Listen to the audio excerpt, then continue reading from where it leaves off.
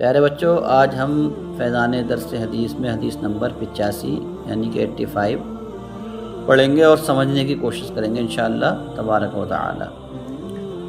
آج کا موضوع یعنی ٹاپک ہے حضور آقا صلی اللہ علیہ وسلم کو زمین کے خزانوں کی چابیاں عطا ہوئیں۔ حضرت عقبہ بن عامر رضی اللہ تعالیٰ عنہ روایت کرتے ہیں، رسول اللہ صلی اللہ علیہ وسلم ایک دن احد والوں کے لیے نکلے تو شہداء پر نماز پڑھی جس طرح مردوں پر پڑھی جاتی ہے، یعنی نماز جنازہ۔ پھر ممبر پر تشریف فرما ہوئے اور فرمایا، میں تمہارا پیش رو ہوں، میں تم پر گواہ ہوں، میں اپنے حوض کو اس وقت دیکھ رہا ہوں، مجھے زمین کے خزانوں کی کنجیاں عطا کر دی گئی ہیں، یا یہ فرمایا کہ مجھے زمین کی کنجیاں عطا کر دی گئیں۔ اور پھر آپ صلی اللہ علیہ وسلم فرمایا کہ اللہ کی قسم مجھے یہ خوف نہیں کہ تم شرک کرو گے، لیکن مجھے ڈر ہے کہ تم فسق میں مبتلا ہو جاؤ گے۔ تو یہ حدیث جو ہے نا بخاری شریف میں ہے۔ کون سی کتاب میں ہے؟ بخاری شریف کتاب الجنائز، حدیث نمبر 1257۔ پیارے بچوں، اس حدیث پاک سے بعض لوگ غائبانہ نماز جنازہ جائز ہونے کی دلیل پکڑتے ہیں کہ جنازہ سامنے نہ ہو اور جنازے کی نماز پڑھنا جائز ہے، یہ دلیل پکڑتے ہیں۔ اور اس کے ساتھ اور بھی حدیثیں ملاتے ہیں کہ ایک مرد یا عورت مسجد میں جو جھاڑو دیا کرتی تھی، پھر نجاشی کی حضور صلی اللہ علیہ وسلم نے نماز جنازہ پڑھائی، یا دیگر احادیث پیش کر کے غائبانہ نماز جنازہ کو درست قرار دیتے ہیں، جبکہ ان احادیث سے غائبانہ نماز جنازہ کو صحیح قرار دینا جائز نہیں، بلکہ ایسے لوگ جو ہیں منکر حدیث کہلائیں گے، جو غائبانہ نماز جنازہ کو جائز اور صحیح قرار دیں گے، وہ کیا کہلائیں گے؟ منکر حدیث، کیونکہ درپردہ وہ حضور صلی اللہ علیہ وسلم کے فضائل و خصائص کا انکار کرتے ہیں، جو سراسر گمراہی ہے۔ غائبانہ نماز جنازہ کا اطلاق اس پر ہوگا جو مردہ امام سے غائب ہوگا، یعنی مردہ سامنے نہیں ہے اور نماز پڑھی جائے جنازے کی، تو اسے کہتے ہیں غائبانہ نماز۔ سنیں آپ، غائبانہ نماز جنازہ۔ مقتدی کے لیے میت کو دیکھنا ضروری نہیں، مقتدی کے لیے میت کو دیکھنا ضروری امام کے سامنے ہونی چاہیے، امام کا دیکھنا ضروری ہے، میت امام کے سامنے ہو۔ اور حضور صلی اللہ علیہ وسلم سے کوئی مردہ غائب ہی نہیں ہے، حضور سے کوئی مردہ غائب ہے نہیں، بلکہ کوئی چیز غائب نہیں ہے۔ اس پر حدیثیں موجود ہیں کہ حضور صلی اللہ علیہ وسلم سے کوئی مردہ غائب نہیں، جیسا کہ ابن عباس رضی اللہ تعالیٰ عنہ کی روایت امام بخاری رحمۃ اللہ علیہ نے کتاب الوضو بخاری شریف میں درج فرمائی ہے کہ رسول اللہ صلی اللہ علیہ وسلم دو قبروں پر سے گزرے اور آپ صلی اللہ علیہ وسلم فرمایا کہ ان دونوں کو عذاب ہو رہا ہے، اور یہ عذاب ان کو اس لیے ہو رہا ہے کہ ایک تو پیشاب کی چھینٹوں سے پرہیز نہیں کرتا تھا اور دوسرا چغل خور تھا۔ دوسرا کون تھا؟ آپ میں سے تو کوئی چغل خور نہیں ہے؟ ہاں، چغل خور کو قبر میں عذاب ہوتا ہے۔ بات سمجھا رہی ہے آپ کے؟ چغل خور کو کیا ہوگا؟ قبر میں عذاب ہوگا۔ تو دیکھا کہ دو قبروں میں اندر آپ کو دکھائی، اللہ تبارک و تعالیٰ نے جو آپ کو طاقت دی، اس سے آپ نے دیکھا کہ عذاب ہو رہا ہے۔ ایک تو پیشاب کی چھینٹوں سے پرہیز نہیں کرتا تھا، اس وجہ سے عذاب ہو رہا تھا، دوسرا چغل خور تھا، اس وجہ سے اس پر عذاب ہو رہا تھا۔ تو آپ صلی اللہ علیہ وسلم نے ہری شاخ منگوائی، اس کے دو ٹکڑے کر کے ایک ایک ٹکڑا دونوں کی قبروں پر رکھ دیا۔ تو صحابہ کرام نے پوچھا، یا رسول اللہ یہ کیا؟ فرمایا، جب تک یہ ٹکڑے سرسبز رہیں گے ان کے عذاب میں کمی ہوتی رہے گی۔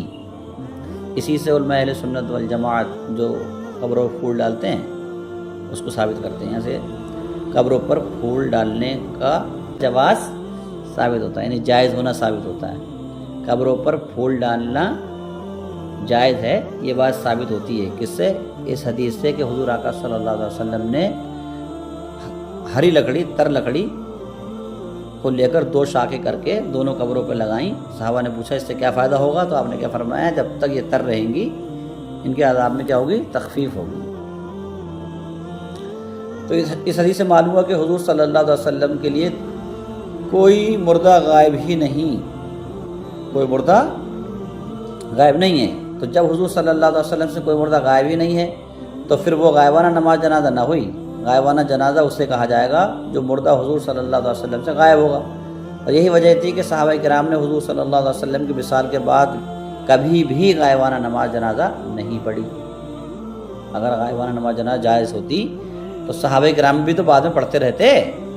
صحابہ کرام نے بعد پڑھی نہیں، کیونکہ صحابہ کا عقیدہ تھا کہ حضور صلی اللہ علیہ وسلم سے کوئی چیز یا مردہ غائب نہیں ہے، یا پھر ان کو یہ ثابت کرنا ہوگا کہ ہم سے بھی کوئی مردہ غائب نہیں. جو نماز جنازہ غائبانہ پڑھتے ہیں کہ تو وہ یہ ثابت کریں کہ ان سے بھی کوئی چیز غائب یا مردہ غائب نہیں. مردہ کتنی دور ہو ہم سے غائب نہیں، ہمارے سامنے ہے. اس بات کو وہ لوگ ثابت کریں جو غائبانہ نماز جنازہ پڑھنے کو جائز کہتے ہیں. بات سمجھ آ رہی ہے آپ کے؟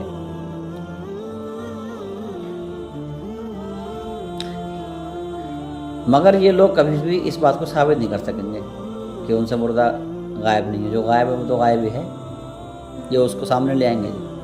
لہٰذا یہ معلوم ہوا کہ قرآن و حدیث سے غائبانہ نماز جنازہ کا قطعاً کوئی جواز نہیں، بس میں نہ ہی جائز ہے اور نہ ہی یہ کام جائز ہے. کیا کام جائز نہیں ہے؟ کہ غائبانہ نماز جنازہ پڑھنا. یہ صرف اور صرف شہید کی غائبانہ نماز جنازہ کے نام پر لوگوں کو اکٹھا کر کے کمپنی کی مشہوری اور چندہ بٹورنے کا ایک طریقہ نکالا ہے لوگوں نے. اس کے علاوہ اس کی کوئی شرعی حیثیت نہیں ہے، صرف اور صرف رواج ہے جسے ان لوگوں نے اپنا رکھا ہے. خیر، پھر پیارے بچوں آقا صلی اللہ علیہ وسلم نے حدیث میں کیا فرمایا تھا کہ میں تمہارا پیش رو ہوں اور تم پر گواہ بھی ہوں. کیا فرمایا؟ میں تم پر گواہ ہوں. اس سے ثابت ہوا کہ حضور صلی اللہ علیہ وسلم ہمارے آقا و مولا صلی اللہ علیہ وسلم ہونے کے ساتھ ساتھ سب لوگوں پر گواہ بھی ہیں. اور گواہ صحیح وہ ہوتا ہے جو حاضر بھی ہو اور ناظر بھی ہو، یعنی وہ موجود بھی ہو اور دیکھ بھی رہا ہو. دیکھ نہیں سکتا تو پھر بھی گواہی درست نہیں ہو سکتی. مثلا ایک شخص کو قتل کے مقدمے میں گواہ بنایا جائے اور وہ عدالت میں گواہی دے کہ میں دیکھ رہا تھا کہ فلاں کو قتل کیا تھا اور میں اس وقت 20 گز کے فاصلے پر موجود تھا اور میں دیکھ رہا تھا، تو 20 گز کے فاصلے سے پتہ چل جائے گا کون قتل کر رہا ہے؟ نہیں پتہ چلے گا. بلکہ 10 گز کے فاصلے پر اس کے بیٹے کو کھڑا کر دیا جائے اور جج کہے کہ پہچانو کون آدمی ہے، اور گواہ اپنے ہی بیٹے کو نہیں پہچان سکے گا. پہچان لے گا تو اس کی گواہی کیا ہوگی؟ مسترد کر دی جائے گی، رد کر دی جائے گی اور جھوٹی تصور کی جائے گی. گواہی صحیح اسی کی مانی جائے گی جو قاتل کو پہچانتا ہوگا اور اس کے ہر فعل کو دیکھ رہا ہوگا. تو اس سے معلوم ہوا کہ حضور صلی اللہ علیہ وسلم ہم سب کے افعال و کردار سے واقف ہیں، خواہ وہ مسلم ہو یا غیر مسلم، سب کے افعال سے حضور کیا ہیں؟ واقف ہیں. حضور صلی اللہ علیہ وسلم سب پر گواہ ہیں، جیسا کہ حدیث پاک سے پتہ چل رہا ہے. قرآن میں بھی اللہ وحدہ لا شریک نے حضور صلی اللہ علیہ وسلم فرمایا کہ اے میرے محبوب کریم، تمہیں شاہد بنایا، ہم نے تمہیں کیا بنایا؟ شاہد، یعنی گواہ بنا کر بھیجا ہے. انا ارسلنا کا شاہدہ قرآن میں. اسی لیے اہل اسلام کا عقیدہ ہے کہ حضور صلی اللہ علیہ وسلم حاضر و ناظر ہیں، اور یہ عقیدہ قرآن و حدیث سے کیا ہوتا ہے؟ ثابت ہے. جو لوگ اس عقیدوں کو کافرانہ مشرکانہ جانتے ہیں معاذ اللہ، وہ قرآن و حدیث کے منکر ہیں. وہ قرآن و حدیث کے کیا ہیں؟ منکر ہیں. اور فرقوں کے بت پوجتے ہیں جو کھلی گمراہی میں ہیں اور قرآن و حدیث کا انکار کرتے ہیں. لہذا مسلمانوں کو چاہیے کہ عقیدہ وہ رکھیں جو قرآن و حدیث سے ثابت ہو. کون سا عقیدہ رکھیں؟ ہاں، کیونکہ نجات عقیدہ صحیح ہونے پر ہوگی. نجات کس پر ہوگی؟ ہاں، جہنم سے کون بچے گا؟ اس کا عقیدہ درست ہوگا. بد عقیدگی اپنانا اپنی قبر و حشر کو خراب کرنا، اور ایسی ضد نہیں کرنی چاہیے جس سے آدمی جہنم کا ایندھن بن جائے. کچھ لوگ ضد میں، ہٹ دھرمی میں جو ہے اپنے بدعقیدگی پر اڑے ہوئے ہیں. کیا پہ اڑے ہوئے ہیں؟ ہاں. اچھا پیارے بچوں، پیارے آقا صلی اللہ علیہ وسلم نے اس حدیث میں یہی فرمایا کہ میں اپنے حوض یعنی حوض کوثر کو اس وقت بھی دیکھ رہا ہوں. کیا فرمایا؟ میں اپنے حوض یعنی حوض کوثر کو اس وقت بھی. تو یہ اس بات کی دلیل ہے کہ حضور صلی اللہ علیہ وسلم سے کوئی چیز بھی چھپی ہوئی نہیں ہے. اور یہ فرمانے کا ایک مقصد یہ بھی تھا حضور کا کہ میں اپنے حوض کوثر کو دیکھ رہا ہوں. اپنے علماء اہل سنت فرمانے ایک وجہ یہ بھی تھی کہ کوئی بد عقیدہ یہ نہ کہہ سکے کہ حضور کیسے ہر جگہ حاضر و ناظر ہو سکتے ہیں، ہم تو اتنی دور ہیں اور اتنے طویل فاصلے پر دیکھنا محال ہے، کیسے دیکھ سکتے ہیں؟ تو حضور نے پہلے ہی فرما دیا، سبحان اللہ، حضور نے پہلے ہی فرما دیا، کیا فرمایا کہ میں اب بھی اپنے حوض کوثر کو دیکھ رہا ہوں۔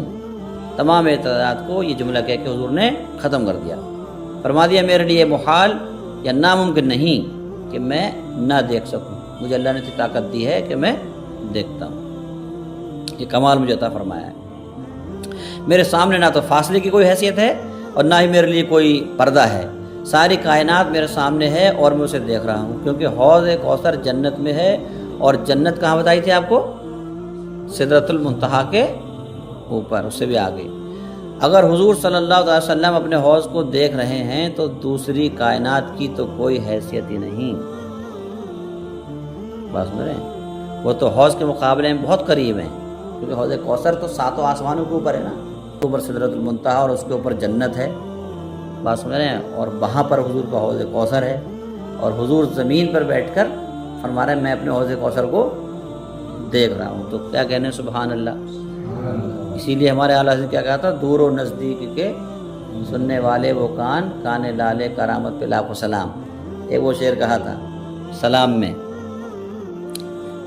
جس طرف اٹھ گئی دم میں دم آ گیا، اس نگاہ عنایت پہ لاکھوں سلام۔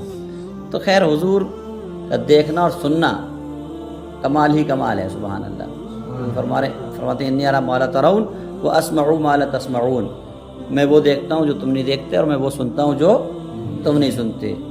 اتت السماء احق لها ان تؤطى، ابھی آسمان چرایا اور اس کو چرچرانا ہی چاہیے، تو آسمانوں کا چرچرانا بھی زمین میں بیٹھ کے سن لیتے ہیں۔ حضرت بلال کا جنت میں چلنا، بلکہ چلنے کی آہٹ بھی سن لیتے ہیں، سبحان اللہ ہے۔ آہٹ تو بہت سلو ہوتی ہے، چلتا آدمی تو اسے بھی حضور سن لیتے ہیں، تو حضور کی شان تو نرالی ہے، لوگ حضور کو اپنی طرح کہتے ہیں، معاذ اللہ ثم معاذ اللہ، بات سن رہے ہیں آپ۔ تو اگر حضور صلی اللہ علیہ وسلم اپنے حوض کوثر کو دیکھ رہے ہیں تو دوسری کائنات کی تو کوئی حیثیت نہیں رہتی، وہ حوض کے مقابلے میں بہت قریب ہیں، اور جہاں تک آدمی صحیح ناظر ہوتا ہے وہاں تک اس کی موجودگی کو تسلیم کیا جائے گا، جیسے کہ شاہد اور گواہ کے الفاظ سے ظاہر ہو رہا ہے، اور اس کا انکار صریحاً گمراہی ہے، کیونکہ قرآن حدیث سے تو یہ ثابت ہوا کہ حضور صلی اللہ علیہ وسلم کو اللہ تعالیٰ نے حاضر اور ناظر بنا کر بھیجا ہے، اور اہل اسلام کا عقیدہ یہی ہے، کیونکہ مسلمان قرآن و حدیث کے خلاف عقیدہ نہیں رکھتے، قرآن و حدیث کے خلاف عقیدہ نہیں رکھتے۔ مسلمان صحیح معنوں میں وہی ہے جو قرآن و حدیث کے مطابق عقیدہ رکھے اور حضور صلی اللہ علیہ وسلم کے فضائل و خصائص کو مانے، اس پر ایمان لائے۔ تو پیارے بچوں کیا فرمایا ہمارے اور آپ کے پیارے آقا صلی اللہ علیہ وسلم نے، مجھے زمین کے خزانوں کی چابیاں عطا کر دی گئی ہیں، یعنی خزائن الارض میری ملکیت میں ہیں، مجھے عطا کر دیے گئے ہیں، میں جیسے چاہوں ان میں تصرف فرما سکتا ہوں، کیونکہ جو چیز کسی کو دی جاتی ہے اس کی دو صورتیں ہوتی ہیں، یا وہ بطور امانت دی جاتی ہے یا بطور ہبہ دی جاتی ہے۔ اگر یہ کہا جائے کہ بطور امانت دیے گئے ہیں، یہ صریحاً گمراہی ہوگی، لہذا ماننا ہوگا کہ آپ کی ملکیت ہیں، تمام خزانوں کی کنجیاں حضور کو اللہ نے دے دیں، تو کیسے؟ بطور امانت نہیں، بلکہ دے دی حضور کو اللہ نے، آپ کی ملکیت میں دے دی۔ آپ صلی اللہ علیہ وسلم خزانوں کے مالک و مختار ہیں، بلکہ دوسری حدیث میں حضور صلی اللہ علیہ وسلم فرماتے ہیں انما انا قاسم واللہ یعطی، بے شک میں تقسیم کرتا ہوں اور اللہ مجھے عطا فرماتا ہے۔ تو اس سے معلوم ہوا کہ حضور صلی اللہ علیہ وسلم اللہ کے خزانوں کو تقسیم کرتے ہیں، اور ماننا اور مانگا اس سے جاتا ہے جو تقسیم کرنے والا ہو۔ کس سے مانگا جاتا ہے؟ حضور کیا فرما رہے ہیں؟ میں تقسیم کرتا ہوں۔ بھائی اگرچہ مال ہمارا ہے، ہم بانٹنے کے لیے محمد رضا کو دے دیں تو تم ہم سے مانگو گے، رضا سے تو مانگو گے کہ رضا تقسیم کر رہا ہے، اس ٹائم جو تقسیم کرنے والا ہوتا ہے اس سے مانگا جاتا ہے۔ لہذا حضور صلی اللہ علیہ وسلم سے مانگنا کفر و شرک نہیں، مانگ حقیقی مالک سے بھی سکتے ہیں، بہتر تو وہی ہے، مگر جب اس کو ہم نے وہ بنا دیا قاسم، تو اس ٹائم قاسم سے ہی مانگا جائے گا۔ بات سمجھ رہے ہیں آپ؟ کس سے مانگا جائے گا اس وقت؟ ہاں، اس وقت قاسم سے ہی مانگا جائے گا، اگرچہ اصل مالک تو وہی ہے جس کا وہ مال ہے۔ تو اصل تو حقیقی مالک تمام کائنات کا اللہ ہے، اور اللہ نے ہمارے آقا صلی اللہ علیہ وسلم کو اپنی تمام کائنات کا مالک بنا دیا ہے، سارے خزانوں کی کنجیاں عطا فرما دی ہیں۔ بات سمجھ رہے ہیں آپ؟ اسی لیے ہم پیارے آقا صلی اللہ علیہ وسلم سے بھی مانگتے ہیں۔ کیا کہتے ہیں کہ دینے والی ہے ذات اللہ کی اور دلانا میرے حضور کا ہے۔ یہی اہل اسلام کا عقیدہ ہے کہ اللہ کے دیے ہوئے کو حضور صلی اللہ تعالیٰ علیہ وآلہ وسلم تقسیم فرماتے ہیں، اور ہر وہ چیز حضور عطا فرما سکتے ہیں جو اللہ کے خزانوں میں ہے، اور اللہ کے خزانوں میں ہر چیز ہے۔ سبحان اللہ۔ لہذا ہر چیز مانگنا جائز اور درست ہے، مگر یہ عقیدہ ہونا چاہیے کہ سب کچھ اللہ تعالیٰ کی عطا سے ہے۔ سب کس کی عطا سے ہے؟ اللہ نے دیا ہے، سب اللہ کا دیا ہوا ہے۔ حضور کا ذاتی نہیں ہے کچھ بھی، سب اللہ نے دیا۔ کس نے دیا؟ اللہ نے دیا۔ یہ عقیدہ قرآن و حدیث کے مطابق ہے، اس کی مخالفت قرآن و حدیث کی مخالفت ہے۔ جو قرآن و حدیث کی مخالفت کرے گا وہ مسلمان نہیں ہوگا۔ لہذا جو لوگ اس عقیدے کو کفر و شرک قرار دیتے ہیں وہ اپنی جان پر ظلم کرنے والے ہیں، ان کو چاہیے کہ فوراً توبہ کر لیں۔ اچھا پیارے بچوں، پیارے آقا صلی اللہ علیہ وسلم نے یہی فرمایا ہے اس حدیث میں کہ اللہ کی قسم مجھے اس بات کا خوف نہیں ہے کہ تم میرے بعد مشرک ہو جاؤ گے۔ فرمایا نہیں، مجھے اس بات کا خوف نہیں ہے کہ تم مشرک ہو جاؤ گے، خوف اس بات کا ہے کہ تم فسق میں مبتلا ہو جاؤ گے۔ اس حدیث سے معلوم ہوا کہ حضور صلی اللہ علیہ وسلم کی امت شرک سے پاک ہوگی۔ کس قدر حد سے تجاوز کرنے والے ہیں وہ لوگ جو مسلمانوں کو مشرک اور کافر کہتے ہیں، بلکہ یوں کہہ لیجئے کہ انہوں نے کفر و شرک کی مشینیں چلا رکھی ہیں۔ جو بھی حضور صلی اللہ علیہ وسلم کے فضائل و خصائص پر ایمان رکھنے والے ہیں ان پر کفر و شرک کے فتوے داغ دیتے ہیں۔ جو حضور کی عظمت کو تسلیم کرنے والا ہے، فضائل کو بیان کرنے والا ہے، تو اس سے کیا کہہ دیں گے؟ یہ مشرک ہو گیا۔ مگر اصل کیا ہے؟ اصل یہ ہے کہ ان کے دلوں میں منافقت ہے، یہ حضور کے فضائل سے چڑھتے ہیں، حضور کے فضائل و خصائص کے منکر ہیں۔ بات سن رہے ہیں آپ؟ حضور کے فضائل و خصائص کے کیا ہیں؟ منکر ہیں۔ اچھا پیارے بچوں، حدیث کے آخری میں نبی کریم صلی اللہ علیہ وسلم نے یہ فرمایا کہ مجھے ڈر ہے اس بات کا کہ تم فسق میں مبتلا ہو جاؤ گے، اور آج دیکھ لیں کہ مسلمانوں کی حالت کیا ہے۔ دین سے دوری، مذہب برائے نام، دنیا کا غلبہ، روشن خیالی کے نام پر آوارگی، والدین کی نافرمانی، حقوق اللہ حقوق لباس سے لاپرواہی، حصول دولت کے معاملے میں جائز و ناجائز کی قطعاً کوئی پرواہ نہ کرنا، عزیز و قارب پڑوسیوں کے حقوق غصب کرنا، اپنے فرائض سے غفلت، ناانصافی، بے حیائی، گانا بجانا، دیگر قباحتیں جو ہم میں پیدا ہو گئی ہیں، یہ سب فسق میں مبتلا ہونا تو ہی ہے۔ اور نبی غیب داں حضور صلی اللہ علیہ وسلم نے آج سے 1450 سال پہلے بتا دیا کہ مجھے ڈر ہے کہ تم فسق میں مبتلا ہو جاؤ گے، لہذا ان تمام کوتاہیوں کو دور کرنا چاہیے۔ ہم سب کو ان بری باتوں سے، فسق و فجور کی باتوں سے ہمیں کیا کرنا چاہیے؟ جیسے گالی دینا، غیبت کرنا، چغلی کرنا، کسی کے مذاق بنانا، بات سمجھ رہے ہیں آپ؟ ہاں، اور تمام طرح کی برائیاں سے ہمیں کیا کرنا ہے؟ بچنا ہے۔ کہ حضور نے کیا فرمایا؟ مجھے اس بات کا خوف ہے کہ تم فسق میں مبتلا ہو جاؤ گے۔ کیا مبتلا ہو جاؤ گے؟ تو ان فسق و فجور کی باتوں سے ہمیں کیا کرنا ہے؟ بچنا ہے۔ تو آپ نے اس حدیث کو سمجھا؟ ارے آپ نے اس حدیث کو سمجھا؟ ابھی سوال کرتے ہیں آپ سے، اسے یاد کر لو اور دوسروں تک پہنچاؤ تو تمہیں بھی ثواب ملے گا، ٹھیک ہے؟ اور یوٹیوب چینل پر سننے والے اگر اس کو دوسروں تک پہنچائیں گے حدیث کو تو انہیں بھی کیا ملے گا؟ انہیں بھی ثواب ملے گا۔ اگر خود سنتے ہیں تب بھی ثواب ملے گا، اور اپنے ایک انگلی یا انگوٹھے کے ذریعے سے ایک بٹن کو دبا کے حدیث کو دوسروں تک پہنچاتے ہیں تو ان کو پھر ڈھیروں ثواب ملے گا۔ کتنا ثواب ملے گا؟ جتنے لوگوں تک اس حدیث کو پہنچا دیں گے تو جتنے لوگوں کو ثواب ملے گا ان سب کے برابر اس حدیث کو پہنچانے والوں کو ثواب ملے گا، ٹھیک ہے؟ اگر آپ کے پاس، آپ کے والدین کے پاس موبائل ہو تو ان سے بھی کہو سنیں اور دوسروں تک آگے سے شیئر کریں۔